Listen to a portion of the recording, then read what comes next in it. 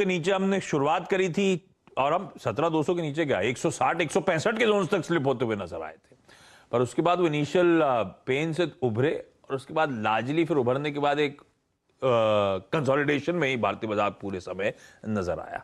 Luckily Monday का close 17,300 के ऊपर का मिला।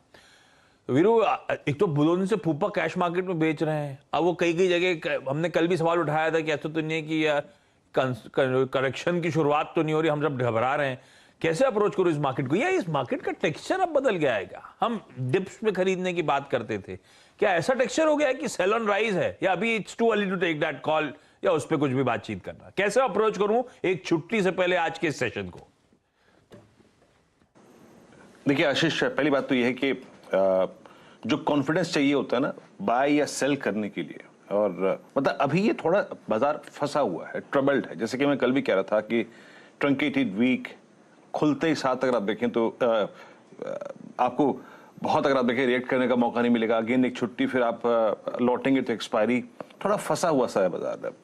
लेकिन मैं अपनी इस डिस्कशन की शुरुआत करूंगा यूएस मार्केट से। ऑल्दो हर्षदा एक डिटेल कमेंट्री कर चुके हैं, लेकिन आशीष, अगर आप डाउ जोन्स का बिहेवियर देखें, बस 32,000 का जो साइकोलॉजिकल लेवल था वो थोड़ा सा सिक्योर करके ले गया। अदरवाइज यूएस की क्लोजिंग बहुत अच्छी नहीं थी, चार्टिकली तो एटलीस्ट नहीं थी। उस वाइल्ड कैंडल के बाद एक छोटा सा पुलबैक भी नहीं आया। तो अभी तक यूएस मार्केट ने वो, अगर आप देखें, जो होता ना, मीन एक सब्सटेंशियल लॉसेस के बाद, एक बड़े स्टेटमेंट के बाद जो बड़ा रिएक्शन था, उसके बाद जो पुलबैक की टेंडेंसी थी वो नहीं दिखाई बहुत स्ट्रॉन्ग। याद रखिएगा 32,000 एक बहुत महत्वपूर्ण लेवल है और पिछले 6 महीने के डाउ के चार्ट्स पर एक इंपॉर्टेंट पिवट पॉइंट है। गया तो पेन बढ़ेगा और होल्ड हो गया तो स्ट्रॉन्ग पुल बैक भी देगा आशीष। ये एक पिवट पॉइंट है 32,000 का। अब मैं इंडियन मार्केट्स को कैसे अप्रोच करूं? देखिए, कल की कैंडल देखने में आशीष बहुत अच्छी लग रही है और हम इसे एक रिकवरी की संज्ञा, एक रिकवरी का नाम देंगे। लेकिन दिक्कत यह है कि कल इतना आप डीप खुल गए थे, मतलब इतना सब्सटेंशियल लॉसेस के साथ खुल गए थे कि उसके बाद किसी के पास शॉर्ट करने की गुंजाइश नहीं थी। इसीलिए बाजार, अगर आप देखें, कल पुल बैक मोड में रहा, लेकिन पुल बैक क्या नहीं कर पाया? पहली चीज, पुल बैक नहीं इंडिसेस को क्लोज करा पाया 20 डे एक्सपोनेंशियल मूविंग एवरेज के ऊपर। याद रखिएगा, ये जो मैं स्टेटमेंट अभी दे रहा हूं या फिर बात जो कर रहा हूं, यही मेरी रणनीति का एक महत्वपूर्ण पार्ट है। कल का पुल बैक नहीं जनरेट कर पाया इतना थ्रस्ट कि हम 20 डेमा को रीगेन कर लें। निफ्टी पे याद रखिएगा वो प्लेस था करीब करीब 2 ट्रेजेक्टरीज में, 17,380 से 416 की ट्रेजेक्टरी में, और वहीं से कोलैप्स हो गया।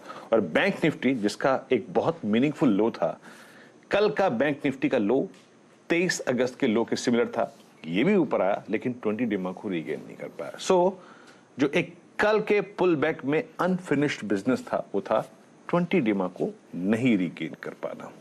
अब आज क्या करना है उस पर बात करते हैं। याद रखिएगा, ट्रेड्स घर पे कैरी करके लेके आना आज के लिए अच्छी बात नहीं होगी। आज के सेशन को ट्रेड करिए, लॉन्ग शॉर्ट क्या करना है बताऊंगा अभी मैं, लेकिन ट्रेड कैरी करके घर पे नहीं लाना है। पहली बात, जिस तरीके का ये चार्ट है, जिस तरीके से ये छुट्टी मिड में प्लेस्ड है, बहुत, अगर आप देखें, अच्छा ट्रेड नहीं होगा कैरी करके लाना घर में। सेकेंड हाफ को गेस करना मुश्किल है, लेकिन पिवट पॉइंट्स क्या है फिर उसको देखते हैं।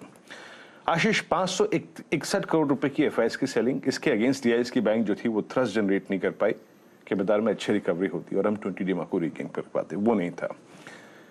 एफआईएस ने आशीष कल भी काफी शॉर्ट किया है बाजार को। इंडेक्स को उन्होंने करीब 1122 करोड़ रुपए की क्वांटम में शॉर्ट किया, लॉन्ग काटे 2000 कॉन्ट्रैक्ट्स और 11,000 कॉन्ट्रैक्ट शॉर्ट किए।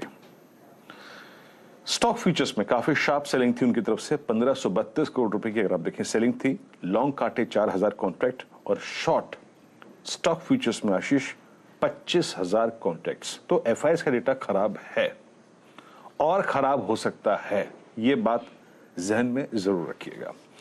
लेके आइए कल के पिरामिड्स को और कल के जोन्स को देखने की कोशिश करते हैं। देखिए, कल रिकवरी थी, बट स्टिल, जैसे कह रहा हूं,